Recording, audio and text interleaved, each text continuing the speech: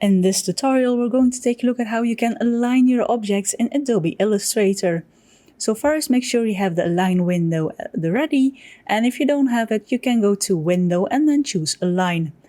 Now, with everything ready, and I have my objects ready, I'm going to select these 3 objects, which are arranged vertically, and then I'm going to choose my alignment option. So I can choose Horizontal Align Left, which as you can see, they all go to left, and then Horizontal Align Middle. Now they align to each other in the middle, and then Horizontal Align Right, and as you can see here, they jump to the right.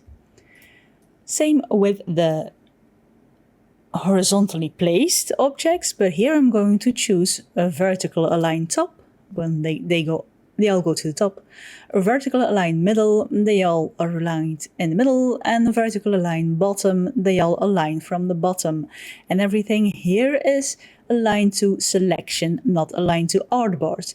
If you choose Align to artboard and then you select them and you do the same thing, Horizontal Align Left, Horizontal Align Middle, and Horizontal Align Right, as you can see here, it takes the entirety of your artboard. Same for the horizontal ones. If you then choose a Vertical Align Top, Middle, and Bottom, it takes the entirety of your artboard and not of the selection, whereas if you have the selection, it only aligns within the bounding box of your selection.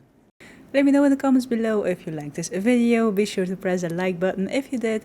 Press the subscribe button if you want to see more of my videos. There are new videos going live every week. And for now, thank you for watching my video. Stay creative, and I hope to see you in the next one.